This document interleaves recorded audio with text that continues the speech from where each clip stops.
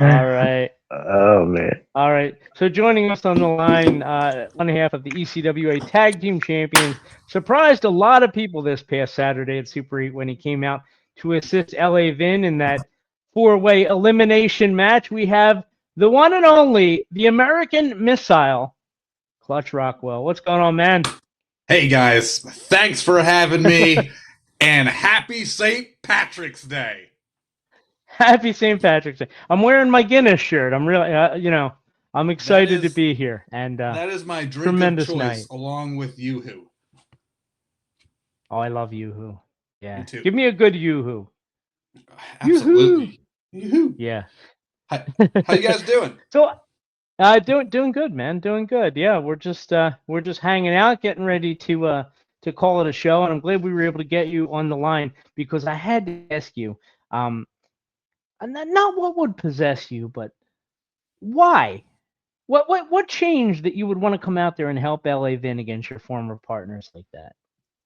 Well, Brady, the closing out 2025 at ECWA, I got two victories. I defeated my old partner Sam Shields, and then I defeated Greg Spitz by hook or by crook.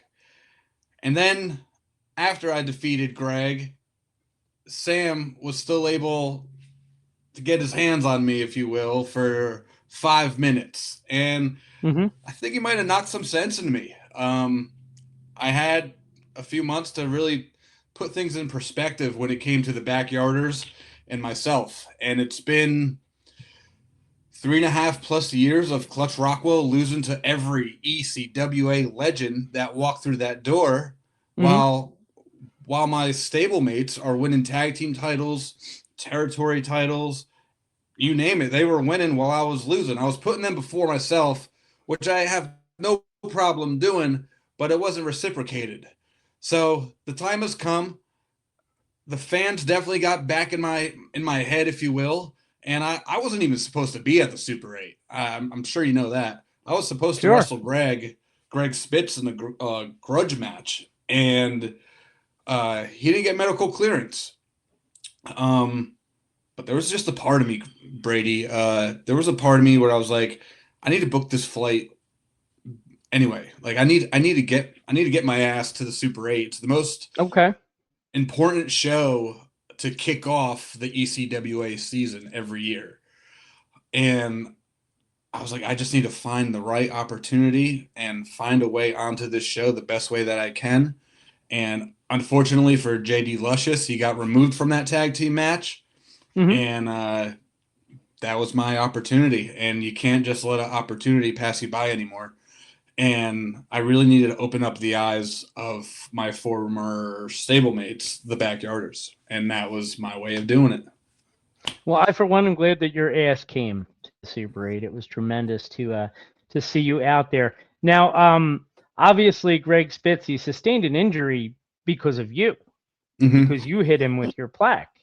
And obviously with this kind of change of approach, this new mindset, whatever, do you have anything that you want to say to Greg Spitz? Sure. Looking back at it, so what had happened was, for the people that are not aware, uh, Greg and I were wrestling the last show of the year for ECWA. My stablemate, my fellow backyarder, Abs Armstrong, tried to bring in my Hall of Fame plaque for me to use it as a weapon, and I wasn't planning on using it at all.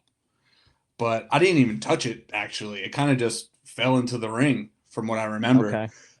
And Greg picked it up. I didn't realize that he picked it up, and I launched at him with my middle rope clothesline, aka the American Missile, and the frame hit him in the face, knocked him out cold, gave him some damage to his orbital socket, from what I'm understanding, and yeah, in the moment, I was very braggadocious and obnoxious about the victory.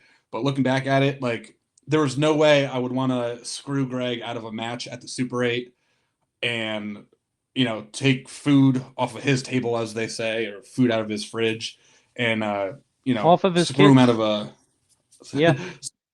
So Yeah. I feel really bad about it looking back at it. And I know Greg has something for me down the line, and we'll cross that bridge when we get to it.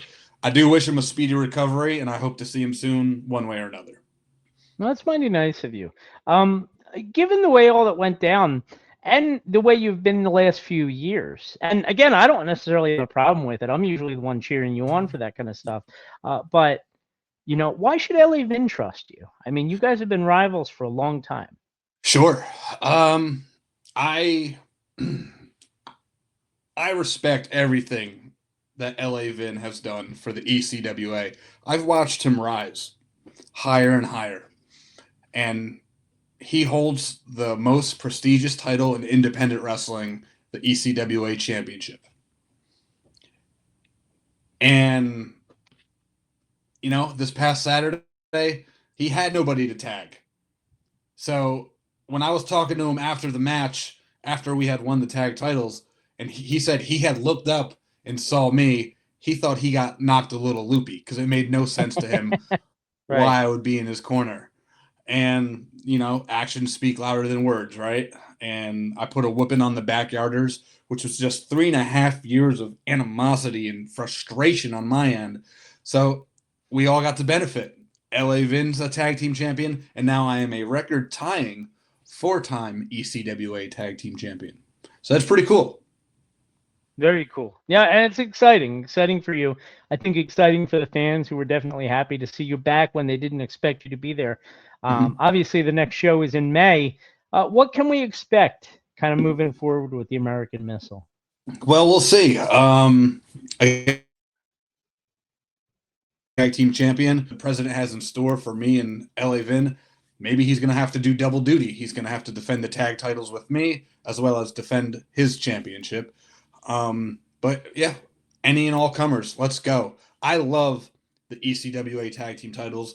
I take a lot of pride in the prestige legacy that those championships have. They made my former partner and I, Sam Shields, the Midnight Sensations, those titles helped put us on the map. And Sure. now that they're not in the hands of King Reggie and Reggie's Court or with the Backyarders, I plan on bringing those tag team titles back to the same level of prestige and honor that it was a few years ago. So that's Sure, my where it's plan for almost May like a 2nd.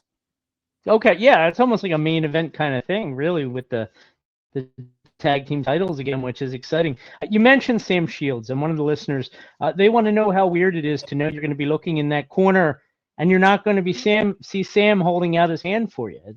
It's a totally different scenario. I've kind of made in the 25 years that I've been doing this, Brady and Stro, I've loved tag team wrestling. I've had a lot of tag team partners throughout the years. And fortunately, I've won a lot of tag team championships. I think it's the most beautiful form of professional wrestling. So the fact that Sam is not the guy that I'll be tagging in or looking for the tag from moving forward during this title run, it's going to be a bit different. Me and Vin are going to have to figure out a lot of things. We don't really know each other that well. I just know he's a powerhouse, and he said to me, Rockwell, you're unpredictable, man. He goes, I don't know if I could really trust you. He goes, but let's ride this out. Let's get these titles back to what they used to be. And more importantly, let's just keep them out of the hands of the people that we don't want to be the champions. And I was like, I could get with that. But I also told him, Brady, this is between us three. Yeah, we won't tell anybody. Okay, good. This is an exclusive. I said, Vin. Oh, okay. I did not have to come out and help you. The reasons I went out there, yeah. I had to prove to the fans and myself that I am, I guess you could say, a changed man now. I've missed the cheers of the fans. And this past Saturday, Brady, it took me 9 hours of travel in one day just to have a 3-minute moment with those fans. That's a dedication right there. Absolutely. And I would not change it for the world, So I said to Vin, I said, you kind of owe me one now. Because they could have put you out of commission moving forward, where you're not able to defend your championship and now you're gonna have to relinquish that and recover. It's like you kind of owe me one here as well. So you scratch my back, I scratch your back. So we shook hands on that. We agreed on that, and we're excited for our tag team future, man. And I'm excited that you seem like not to have changed that much. Like, are we still going to be able to see you mix it up from time to time? You're talking about the most devastating elbow drop in professional wrestling. I love it. If that's going to get me one step closer to victory, I'm going to lay that on who's ever in my way, man. So is it safe to say that this missile is locked in? The missile's locked in, and I'm ready to launch. And I'm launching May 2nd back in Morganville, New Jersey for the ECWA for Pretzel Mania. Pretzel Mania 7? Is it 7? It might be 8. Man, oh man. All I know, Pretzel Mania is one of my favorite shows to wrestle on every year. It's a very unpredictable show. All the stars come out for that one. And we'll see what happens. All right, Clutch Rockwell, thank you so much for the time tonight, man. You guys are awesome. I hope you guys get to enjoy the rest of St. Patty's Day as much as I am. Thank you, Clutch. All right, take care and enjoy your Stone Cold McMahon Mick Foley there. Dude love. I thought I was watching world class wrestling. All right, I got it. Take care, buddy. There you have it. Clutch Rockwell. I love that guy. He really is one of my favorites. Clutch Rockwell.